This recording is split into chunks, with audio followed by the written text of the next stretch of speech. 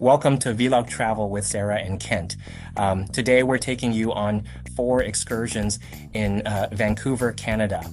If you're planning a trip to Vancouver, you've got a lot of options, but you probably don't have time to do everything. So in this video, we wanted to show you more in depth the excursions we think are actually worth your time and your money. We're starting with a 45-minute Harbour Air Seaplane tour that takes off right from downtown.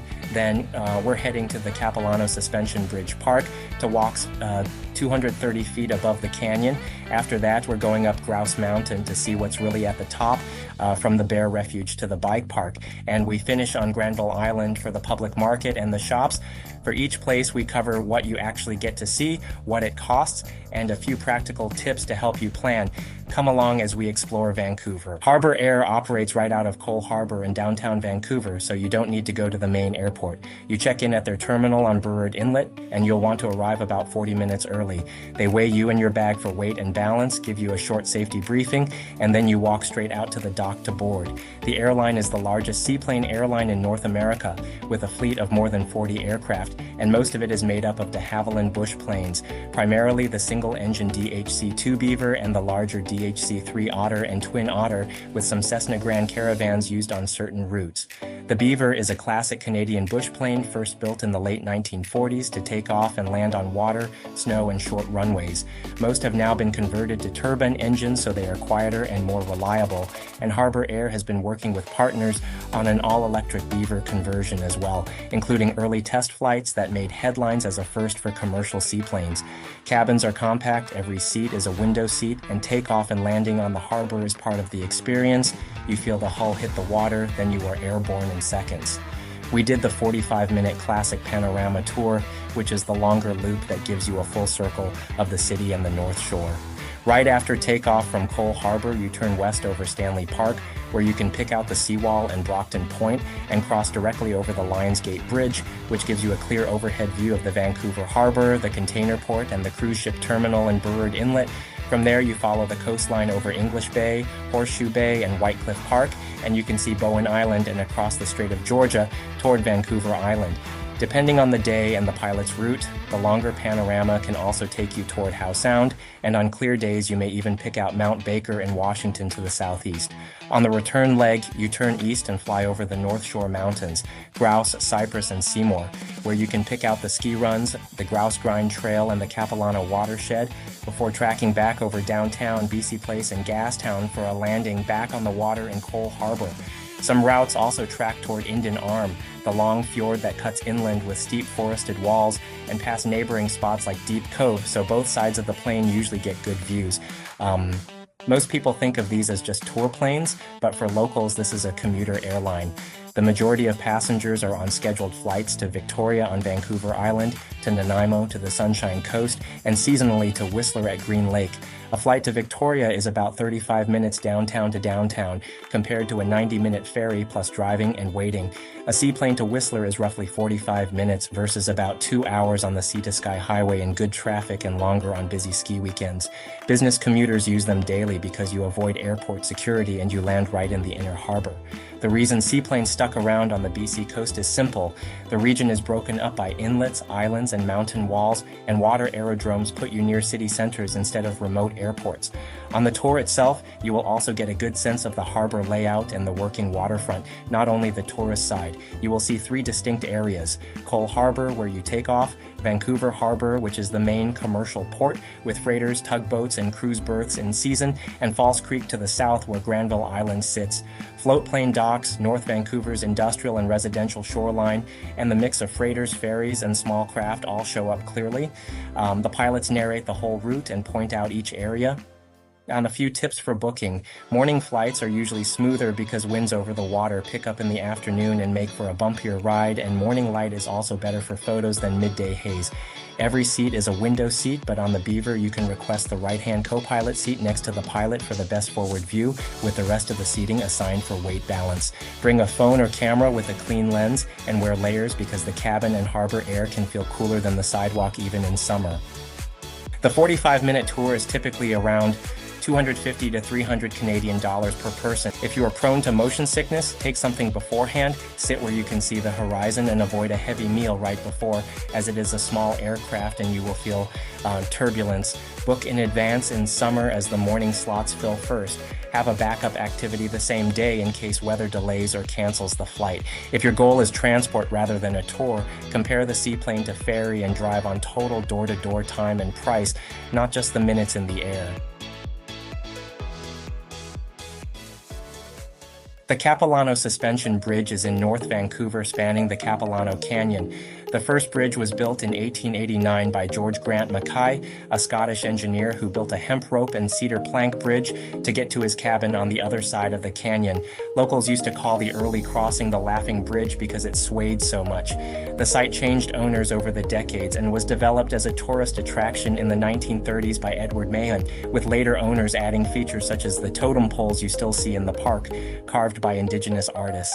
In 1953, Ray Mitchell purchased the property and built the modern steel cable bridge with large concrete anchor blocks on each side. In 1983, it was purchased by Nancy Stibbard's family, and it is now owned and operated by Nancy Stibbard. Her family has run the park for over 40 years and expanded it from just the single bridge into a larger park with multiple attractions, including Treetops Adventure in 2004 and Cliff Walk in 2011. The main suspension bridge itself is 450 feet long and sits 230 feet above the Capilano River. It is a true suspension bridge, meaning the deck hangs from cables, so it is designed to sway and move as people walk across it and when the wind blows. The park is actually made up of 3 separate experiences. The first is the main bridge, the second is the Treetops Adventure, which is a series of 7 smaller suspension bridges strung between old-growth Douglas fir trees about 100 feet above the forest floor, some of them roughly 250 years old.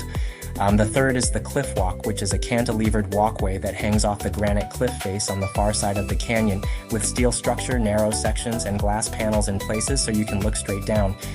People have been paying to visit since the late 1800s, but visitation has grown significantly in recent decades. The park now sees around 800,000 to over 1 million visitors per year, on the order of 1.2 million in strong years, with the peak season from May through September. Because of that volume, staffing and upkeep is constant. The park has a dedicated team of engineers, tradespeople, and arborists on site daily.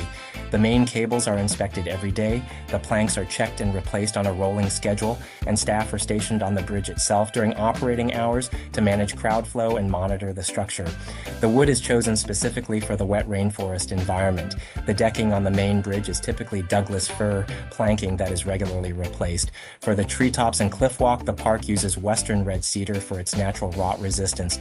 An important detail on the treetops is that nothing is bolted into the trees. The platforms use adjustable steel collars that clamp around the trunks so the trees can continue to grow without damage, while the Cliff Walk structure is anchored with steel into the rock face with cedar decking on top. Some of the treehouse and platform timber is also reclaimed wood rather than fresh cut from the living forest on site. In winter, the park runs Canyon Lights, a seasonal night lighting program that turns the same structures into a different kind of visit with heavier evening crowds. If you go, there are a few practical things to know. Arrive at opening, which is usually 9 a.m., as the large tour buses arrive around 10 a.m., and by 11 a.m., you will be shuffling across the main bridge shoulder to shoulder. Early morning or later afternoon is much more comfortable for photos and for actually enjoying the treetops without a line. The park is not a backcountry hike. All the paths are boardwalk, paved or well-maintained gravel, but it is often wet, so you need closed-toe shoes with good grip. Allow 2 to 2.5 hours to do all 3 sections properly without rushing. Tickets are around 65 to 70 Canadian dollars for adults and are cheaper when you book online with a timed entry. There is also a free shuttle bus that runs from downtown Vancouver at Canada Place every 15 to 30 minutes, which is easier than driving as parking in the on-site lot is limited and paid. If the price is a concern, Lynn Canyon Suspension Bridge nearby is free, smaller and usually less crowded, though it does not have the cliff walk or treetops. Grouse Mountain sits directly above North Vancouver at about 4,100 feet, and there are 2 mechanical ways to get to the top if you are not hiking. The first is the Sky Ride, which is the large red aerial tram. This is the bigger cable car that holds around 100 people and is the only one equipped to carry mountain bikes up to the bike park in summer using exterior bike racks. The second is the newer Blue Grouse gondola, which uses smaller enclosed cabins that run continuously and move foot passengers more quickly. Most visitors will take one up and the other down, and mountain admission usually covers either option round trip, so use whichever line is shorter. The other way up, which many locals do, is to hike the Grouse Grind. This is a steep 2.5-kilometer trail that climbs about 2,800 feet straight up the face of the mountain, essentially a natural staircase often called Mother Nature's Stairmaster. Most hikers take about 1.5 to 2 hours to reach the lodge at the top, while fit runners can do it in under 45 minutes. You hike up only. Downhill on the grind is not permitted. If you hike up, you can buy a discounted download ticket for the gondola or sky ride. At the top, there is a full lodge with a restaurant and bar, which is the finish point for the grind and a popular destination in itself, plus viewpoints over Vancouver, Burrard Inlet, and the Strait on clear days. Around the mountaintop plaza, there are several seasonal attractions. In summer, you have the Grouse Mountain Bike Park with downhill trails, the Timberhology Lumberjack Show with axe work, sawing, and log events, and the Birds in Motion demonstration, which features a Harris's hawk and other rescued birds in free flight segments. There are also small food outlets, including the Beaver Tails pastry shop and a coffee and donut shop, plus a large reception and event space in the lodge that is often booked for weddings because of the city views. One of the main attractions at the top is the Grizzly Bear Refuge. It is a 5-acre habitat that is home to 2 rescued grizzly bears, Grinder and Kula. Both were orphaned as cubs in separate incidents in British Columbia in 2001.